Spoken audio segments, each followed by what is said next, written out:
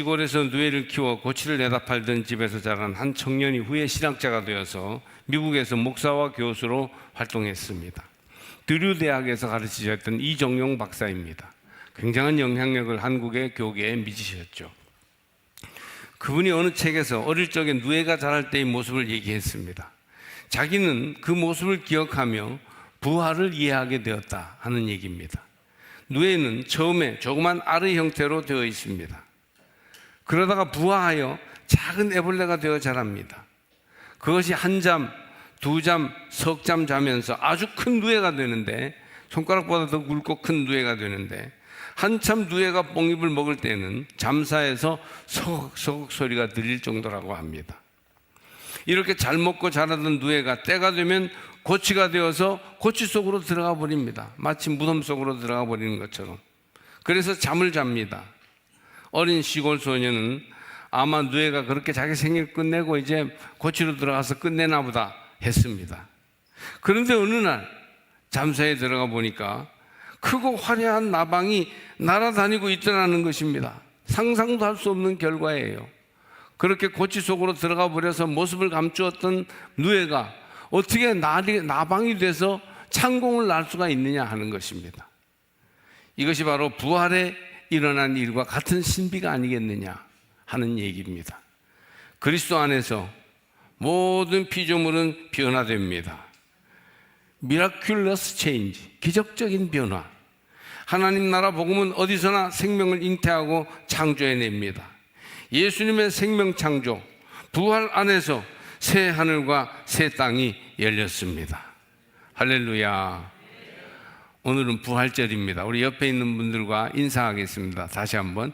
예수님 부활하셨습니다. 우리도 부활할 것입니다.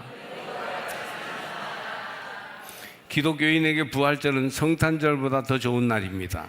왜냐하면 성탄절은 주님이 태어나신 날이지만 부활절은 돌아가셨다가 죽음의 권세를 이기고 다시 살아나신 날이기 때문입니다.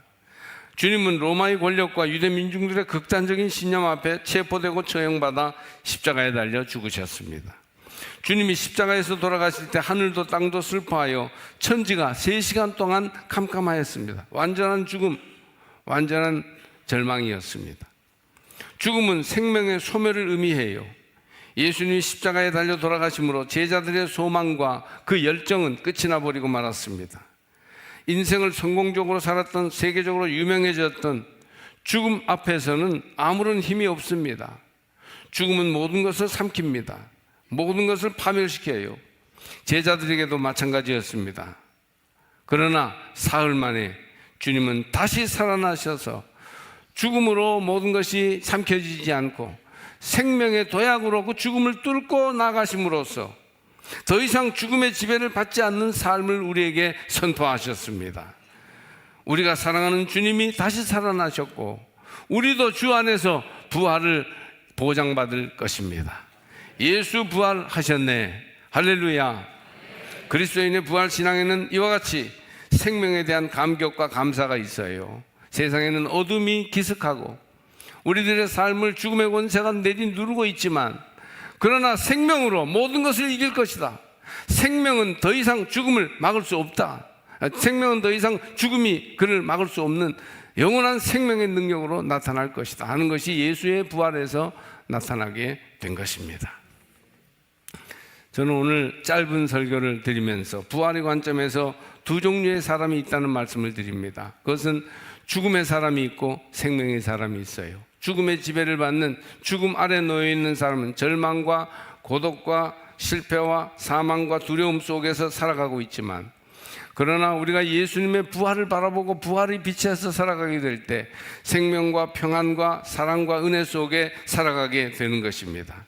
죽음의 그림자를 벗어나지 못한 채 세상 사람들은 허무하고 불안해하며 두려워하며 살아가고 있어요. 저도 환갑을 지내고 한 해 한 해 지나면서 이제 죽음의 때가 멀지 않다 하는 생각을 하니까 마음이 굉장히 무거워요. 그럴 때 우리가 부활하신 주님을 바라봐야 할 것입니다. 죽음을 이기고 승리하신 주님, 생명이 죽음에 더 이상 갇히지 않도록 하신 주님의 부활의 역사가 여러분 가운데 이루어지기를 주의 이름으로 축복합니다. 여러분은 죽음의 지배를 받고 있습니까? 생명의 약동을 경험하고 있습니까? 이 부활절에 부활의 주님과 함께 생명으로 탄대히 전진하시기를 바랍니다. 죽음의 지배를 받는 사람은 절망하는 반면에 생명의 약동을 경험하는 사람들은 희망을 일깨우는 삶을 삽니다. 죽음은 절망이죠. 이제 다시 만날 수 없어요. 얘기할 수 없고 따뜻한 손으로 어루만질 수 없습니다. 노래할 수도, 맛있는 밥을 함께 먹을 수도, 어울려 운동을 하거나 좋은 곳에 갈 수도 없습니다. 대화도 할 수 없어요. 그래서 죽음은 모두에게 슬픔이 됩니다. 죽음의 지배를 받는 사람은 그래서 절망하고 낙심합니다. 그러나 생명의 능력으로 일어서는 사람은 희망을 가집니다. 아이가 태어나면 모두가 기뻐하죠. 그것은 무한한 희망을 가지고 있는 존재이기 때문입니다. 그 아이가 무엇이 될 줄 몰라요. 온 백성을 잘 다스려 크게 민족을 유익하게 할 대통령이 될지, 좋은 목사님이 될지, 훌륭한 선생님이 될지, 과학자가 될지, 좋은 아내와 엄마가 될지 몰라요. 무한한 희망의 이름이 아기입니다. 그래서 우리가 그 생명을 바라보며 기뻐하는 것이죠. 생명의 능력을 일깨우는 사람은 슬픔 한가운데에서도 희망을 잃지 않고 기쁨을 회복합니다. 절망하거나 두려워하지 말고 기뻐하고 용기 있게 나아가시기를 축복합니다. 죽음의 지배를 받는 사람들은 불안해하며 염려합니다. 걱정이 많아요. 죽음이 등 뒤에 도사리고 있기 때문에 삶이 안정되지 못했습니다. 평안이 없어요.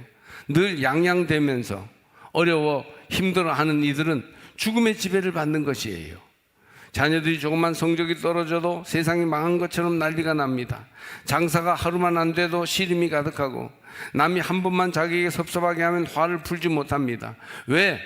죽음의 불안이 그를 붙잡고 있기 때문입니다. 그러나 생명의 능력으로 일어서는 사람은 든든해요. 고난의 한가운데도 염려하지 않습니다. 벌벌 떨지 않습니다. 하나님은 생명을 지으셨고 우리는 생명으로 가득한 사람이기 때문에 염려 없다, 하나님이 함께 해주신다, 이런 기본적인 정서를 가지고 있습니다. 힘들어도 괜찮아, 할 수 있어, 금방 지나갈 것이야, 하나님은 나와 함께 하셔 하는 사람은 죽음을 이기고 생명의 지배를 받는 부활신앙의 사람인 것입니다.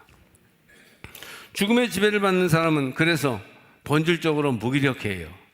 아주 무기력합니다. 자기의 힘없음을 인정하기 싫으니까 막아보려고 작은 힘들을 추구합니다. 육체의 힘, 권세의 힘, 돈의 힘에 너무 집착하는 사람들은 사실은 죽음의 지배를 위협을 받고 있는 사람이에요. 그러나 생명의 능력을 가진 사람은 본질적으로 그 존재에 대한 힘과 생기가 있습니다.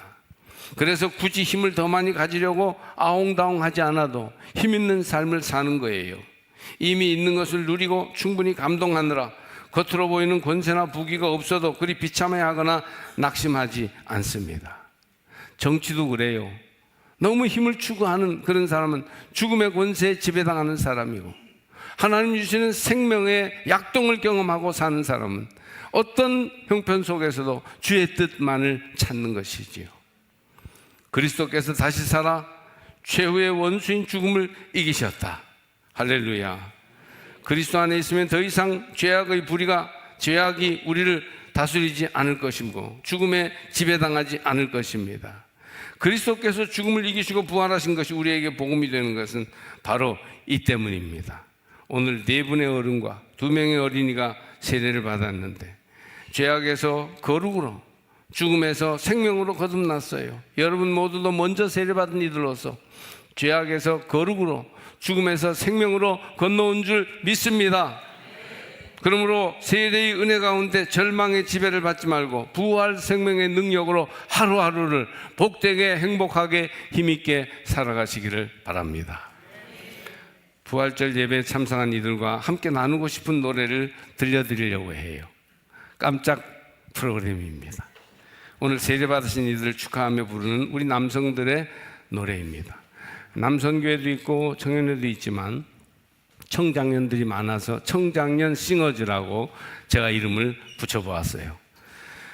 살면서 듣게 될까 언젠가는 바람의 노래를, 세월 가면 그때는 알게 될까 꽃이 지는 이유를, 나를 떠난 사람들과 만나게 될 또 다른 사람들, 스쳐가는 인연과 그리움은 어느 곳으로 가는가? 나의 작은 지혜로는 알 수가 없네. 내가 아는 건 살아가는 방법뿐이야. 들어보셨죠? 조용필의 바람의 노래라는 노래입니다. 뜨거운 싱어지가 불러서 눈물을 자아냈는데 이 노래를 청잔영 싱어지가 불러드리겠습니다.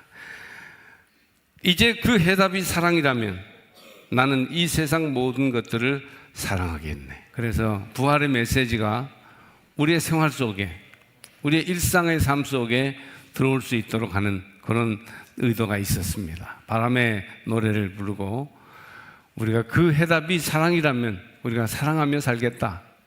부활의 생명은 우리를 서로 사랑하게 하는 능력이다 하는 메시지를 담고 있는 노래였습니다.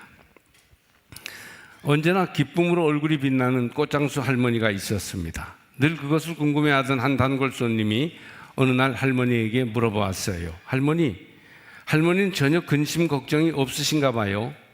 천만에요. 사람에게 걱정 근심이 없을 수가 있나요? 아니 그런데 어떻게 그렇게 항상 웃으며 생활하실 수가 있죠? 그러자 할머니가 이렇게 대답합니다. 그것은 3일의 비밀을 가지고 인생을 살아가기 때문이랍니다. 할머니, 3일의 비밀이라는 게 뭐죠? 그것은 걱정거리가 생길 때마다 하나님께 기회를 드리고 무덤 속에서 사흘을 기다리셨던 것과 같이 3일을 기다리는 것, 즉 무덤에서 부활하신 3일 만에 부활하신 주님을 믿는 것입니다. 때로는 숫자대로 3일이 아닐 수도 있지만 주님의 부활 원리는 늘 동일하죠. 그래서 나에게는 어떤 암흑 같은 고난일지라도 얼마 지나면 광명의 열매로 끝난답니다.